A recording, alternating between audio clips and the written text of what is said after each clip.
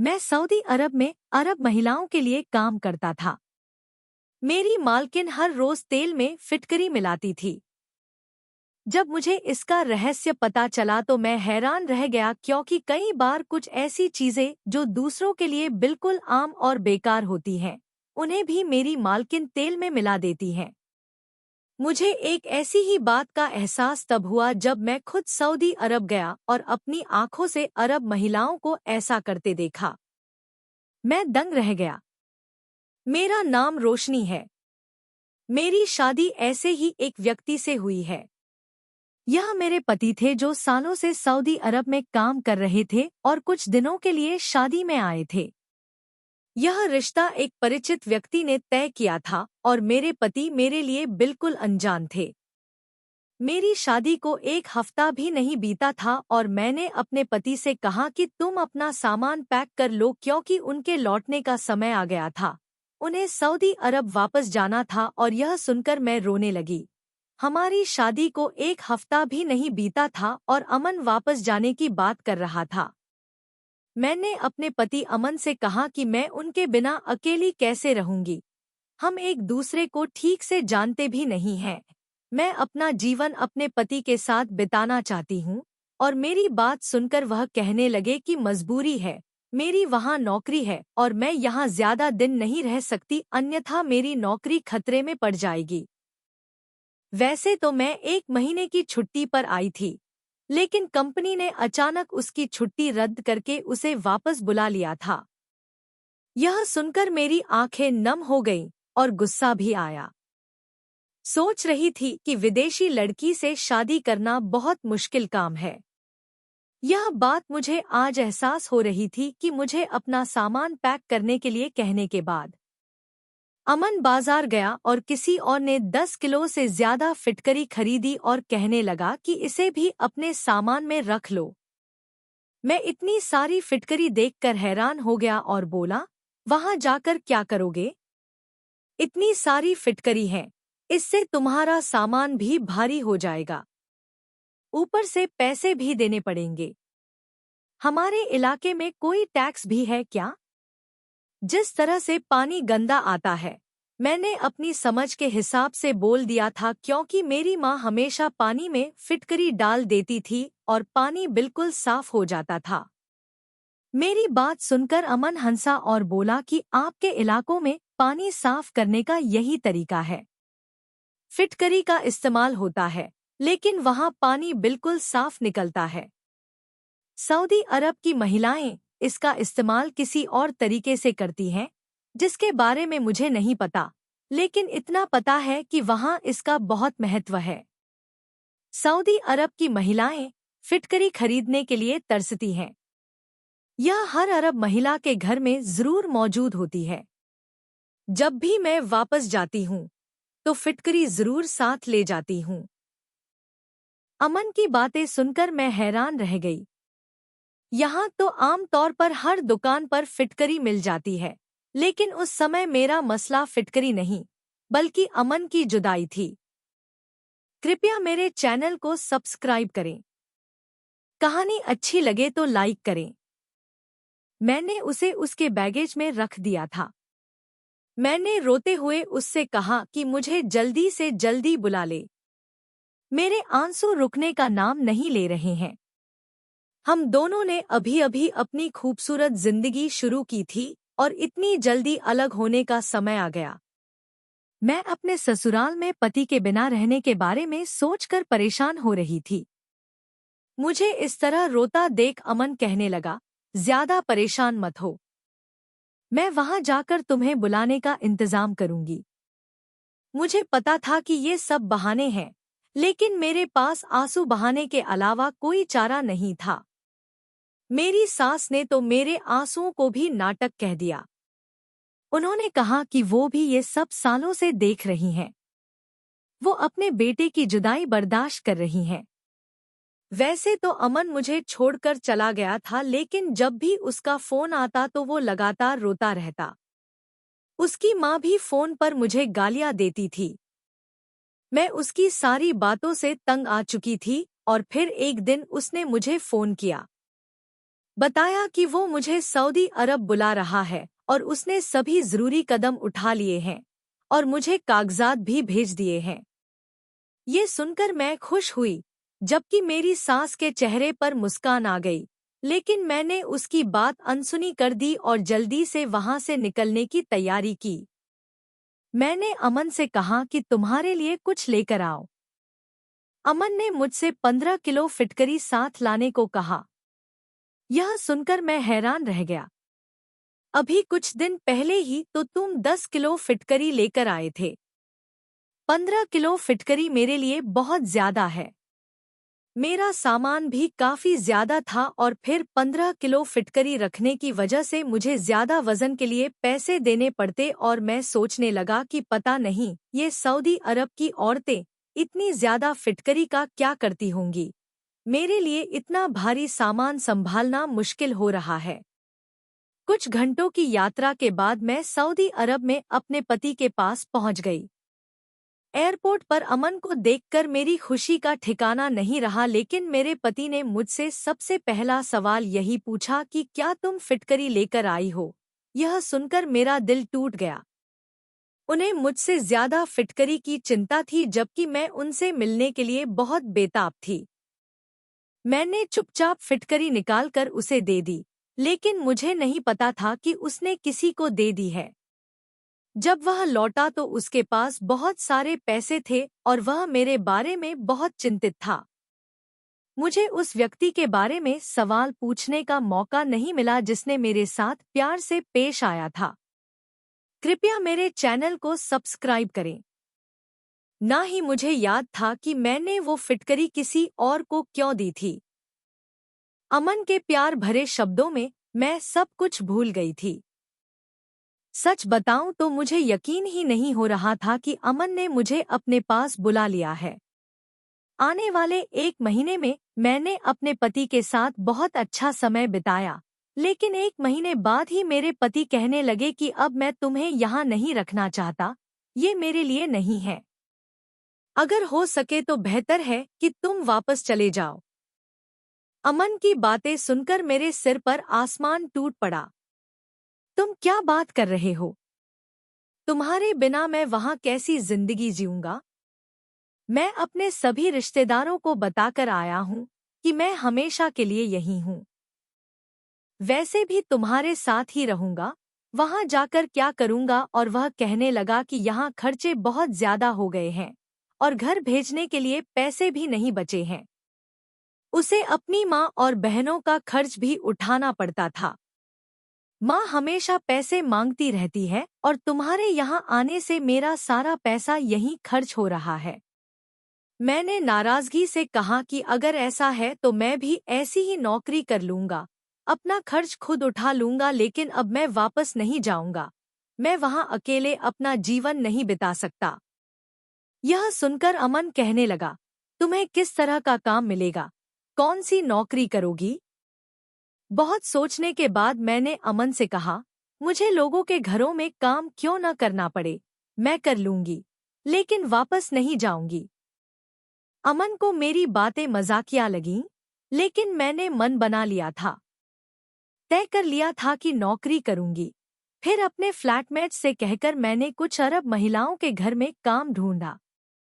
उस 1 महीने में मेरी कई लोगों से जान पहचान हो गई, क्योंकि हम जिस जगह पर रहते थे वहां ज्यादातर भारतीय परिवार रहते थे और उस समय मेरे एक परिचित ने मेरी मदद की थी। 2 अरब महिलाओं ने मुझे घर में खाना बनाने के लिए रखा था। यह सुनकर अमन हैरान रह गया और बोला कि तुम्हें वाकई नौकरी मिल गई है। मैं तुम्हें किसी और के घर जाकर काम करने की इजाजत नहीं देता। अमन ने मेरी सारी खुशियां बर्बाद कर दी थी, पर मैं इतनी आसानी से हार मानने वाली नहीं थी। उसकी बात सुनकर मैं रोने लगी। मेरे आंसुओं से अमन का दिल दुखा। अब वह भी मेरे बिना जीना नहीं चाहता था। मैं अच्छी हूँ। मुझे पता था कि मेरी सास उन पर मुझे वापस भेजने का दबाव बना रही थी, इसीलिए उन्हें मुझे वापस भेजना पड़ा। मैंने जानबूझकर इतना रोने का नाटक किया कि अमन ने मुझे काम करने की इजाजत दे दी। मेरी खुशी का ठिकाना नहीं था क्योंकि अब मैं हमेशा के लिए वहीं रह सकती थी।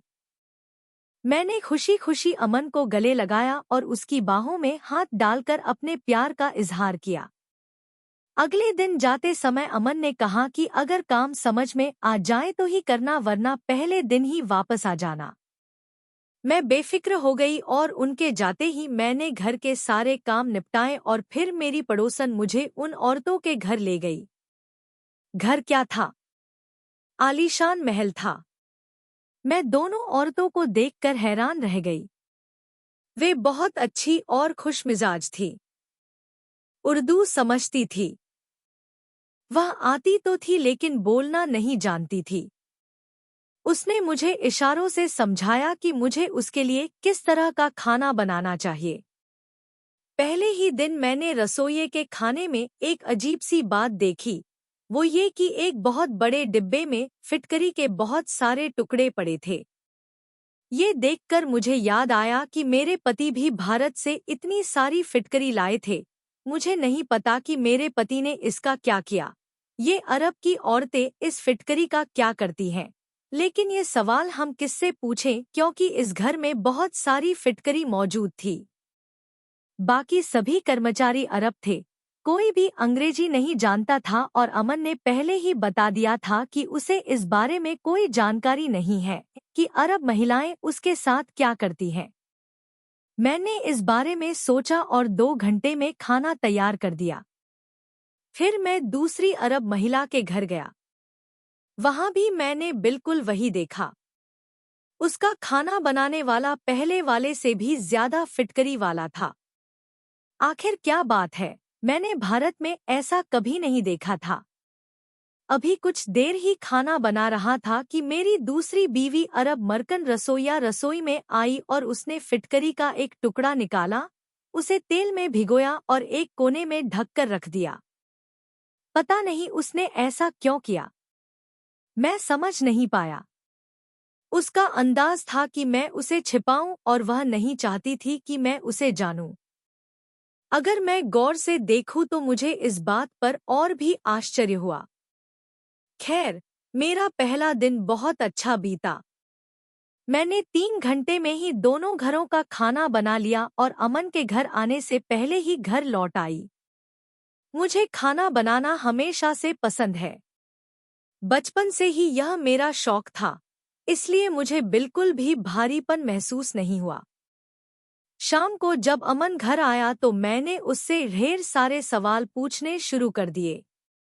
उसे यह कहकर चिंतामुक्त कर दिया कि काम बहुत अच्छा है और मुझे किसी तरह की कोई परेशानी नहीं है और अगर वह चाहे तो मेरी सारी तनख्वाह अपने साथ ले जा सकता है। मेरी इस बात पर अमन हल्के से मुस्कुराया कि वह मुझे घर भेज सकता है और जानता था कि मैं यह सब उसके साथ रहने के लिए कर रही हूँ। रात के खाने के बाद अमन मुझे बाहर घुमाने ले गया। यह पहला मौका था जब मैं उसके साथ इतना सहज था। उसके साथ बाहर घूमने गई थी, वरना अब तक तो मेरे दिमाग पर यही तलवार लटक रही थी कि अमन मुझे वापस भेज देगा। फिर वो अपने साथ एक बड़े मॉल में ले गया और उस रंगीन दुनिया में पहुंच गया। मैं खुश हो गई। मॉल में सोने की बड़ी बड़ी चीजें थी और यहाँ हर महिला ने ढेर सारा सोना पहना हुआ था। मैंने पहले कभी किसी महिला को इतना सोना खुलेआम पहने हुए नहीं देखा था। अभी तक मुझे लगता था कि सऊदी अरब में कुछ नहीं होता, लेकिन यहाँ बहुत तरक्की हुई है और आज पहली बार ऐसा हुआ है। जब मैं ये सब देख रहा था तो अमन ने मुझे कुछ शॉपिंग करवाई और फिर मेरी मुलाकात अमन के एक ऑफिस फ्रेंड से हुई। उसके साथ उसकी बीवी भी थी। उन्होंने हमसे बहुत खुशी से बात की और जब उन्हें पता चला कि मैं शादी के बाद भारत जा रही हूँ, जब मैं भारत से यहाँ आई, तो उन्होंने हम दोनों को अगले दिन अपने घर खाने पर बुलाया और लोग अरब थे लेकिन वह उर्दू भी बहुत अच्छी तरह से जानते थे। उनके आग्रह पर अमन दावत के लिए तैयार हो गए और मैं इस दावत में चली गई। मैं बहुत उत्साहित था क्योंकि मैं पहली बार यहाँ आया था और किसी के घर पार्टी में जा रहा था। अगले दिन मैंने 2 अरब महिलाओं के घर खाना बनाया। वापस आते ही जल्दी जल्दी तैयार हो गया। अमन ने कहा था कि वह जल्दी ही काम से लौट आएगा और फिर हम दावत खाने चलेंगे। अमन के आते ही हम दोनों एक दूसरे के साथ उसके दोस्त के घर चले गए। उसके दोस्त और उसकी पत्नी ने बहुत खुशी से हमारा स्वागत किया। उनका एक छोटा और प्यारा बेटा भी था। उसे देखते ही मैं उस पर फिदा हो गया। अमन के दोस्त की पत्नी का नाम सलमा था। रसोइया खाने की तैयारी कर रही थी।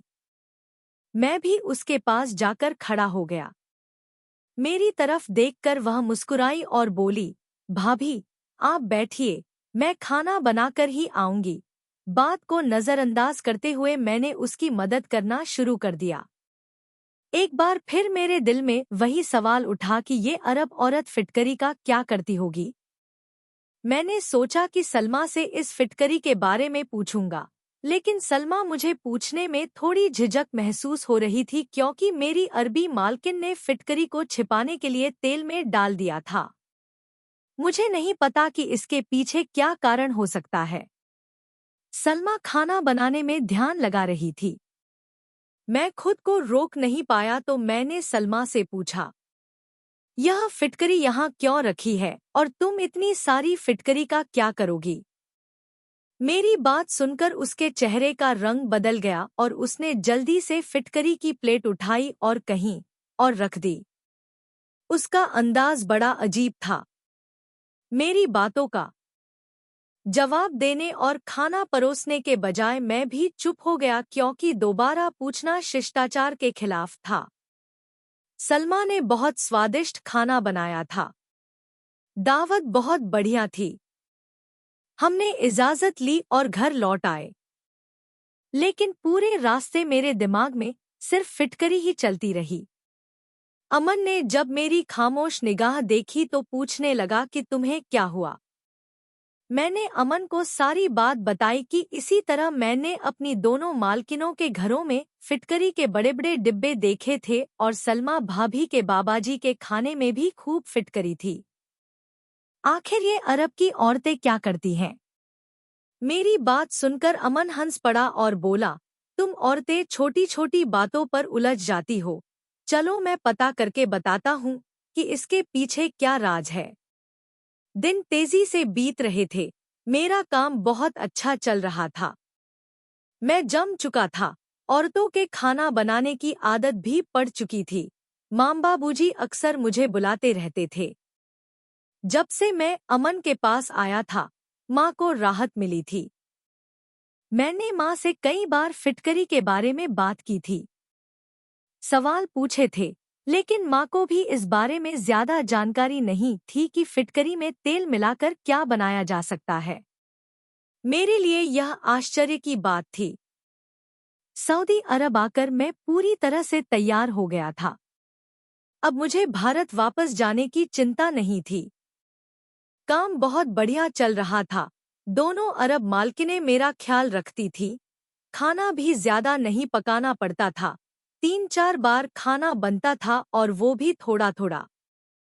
कुछ दिन ऐसे ही बीत गए और एक दिन जब अमन वापस लौटा तो मेरा हाथ पकड़कर बैठ गया और बोला, सोचो आज मैं तुम्हारी परेशानी खत्म कर दूंगा और तुम्हें फिटकरी का राज बताऊंगा। लेकिन अरब की औरतें नहीं चाहती कि यह राज किसी को पता चले क्योंकि फिटकरी का इस्तेमाल उनके परिवार में चलता आ रहा है और वे इसे अपने लिए सुरक्षित रखना चाहती हैं। इसलिए सलमा भाभी ने भी तुम्हें इस बारे में कुछ नहीं बताया। अमन की बात सुनकर मुझे चिंता होने लगी कि इस फिटकरी से ऐसा क्या काम हो सकता है जो इतना छुपाने लायक है।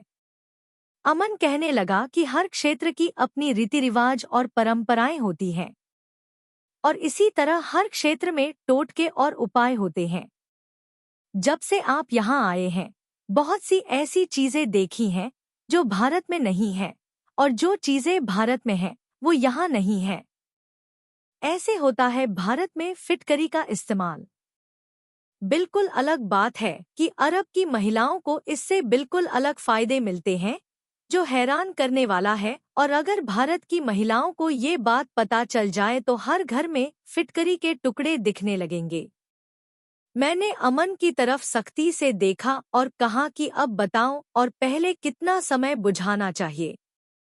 मेरी बात सुनकर अमन ने मुझे एक रहस्य बताया जिसे सुनकर मैं दंग रह गया। मैंने अपने 22 साल के जीवन में आज तक फिटकरी के ऐसे उपयोग के बारे में नहीं सुना था। हैरान होकर अमन से पूछा, क्या तुम सच कह रहे हो? क्या कह रहे हो? अमन ने कहा, हाँ, यह बिल्कुल सच है। मैंने अपने दोस्त से पूछा है और उसने भी मुझे यही सब बताया है। मेरा अरबी दोस्त वही है जिसके साथ मैं भारत से फिटकरी लाकर महंगे दामों पर बेचती हूँ। मेरे पति ने मुझे बताया कि अरब महिलाएं पहले एक खास तरह का तेल बनाती हैं, जिसे बनाना उन्होंने अपने बुजुर्गों से सीखा है। इस तेल को कुछ नारियल के तेल में मिलाकर बनाया जाता है। उस तेल को करीब 2 महीने तक रखने और फिर उसमें कई महीनों तक फिटकरी डालने से यह तेल तैयार हो जाता है। फिटकरी को एक दिन रखा जाता है और फिर हर रात उस दिन की फिटकरी को पीसकर इस्तेमाल किया जाता है। अरब की औरतें इसे हर रात अपने पेट और नाभि पर लगाती हैं और उनका मानना है कि इस तरह से उन्हें बेटा होगा, और ऐसा सुना जाता है कि वास्तव में अरब की औरतें जो फिटकरी का चूर्ण लगाती हैं, वे बेटों को जन्म देती हैं। यह मेरे लिए अजीब था और वाकई अमन सही कह रहा था। अगर भारतीय महिलाओं को इस बारे में पता चल जाता तो सभी महिलाएं यह तरकीब अपनातीं। लेकिन मुझे समझ नहीं आया कि अरब महिलाएं इस बात को इतना गुप्त क्यों रखती हैं। मेरी बात सुनकर अमन कहने लगा कि सबके अपने अपने तरीके होते हैं और ज्यादातर महिलाएं यह बताना भी नहीं चाहती कि वे बेटा पैदा करने की कोशिश कर रही हैं। वे कोई न कोई तरकीब अपना रहे हैं, खास तौर पर अरब की औरतें। अमन की बात सुनकर मैंने अफसोस भरे लहजे में कहा कि मेरे पास न तो फिटकरी है और न ही मुझे तेल बनाना आता है। मेरी बात सुनकर अमन हंसने लगा और बोला कि मुझे तो बस बच्चा चाहिए। बेटा हो या बेटी, इससे कोई फर्क नहीं पड़ता।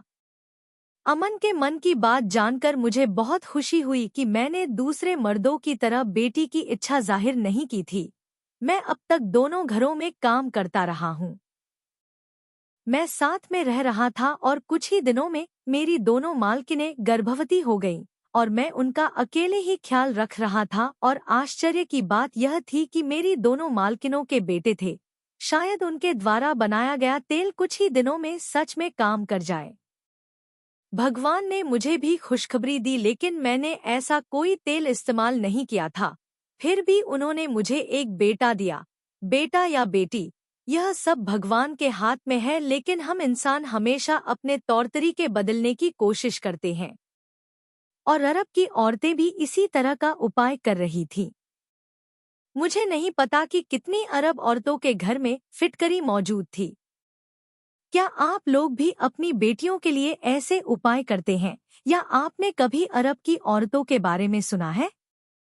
क्या आपने फिटकरी के टोटके के बारे में सुना है? अपनी राय कमेंट में जरूर शेयर करें और हमें बताएं कि क्या बेटा होना जरूरी है, और अगर भगवान हमें बेटी देना चाहते हैं तो क्या इसमें कोई बुराई है। हमारे इलाके में भी बेटों की पैदाइश के लिए ऐसे टोटके किए जाते हैं।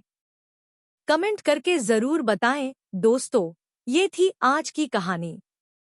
अगर कहानी पसंद आई हो तो वीडियो को लाइक करें, शेयर करें और कमेंट भी करें।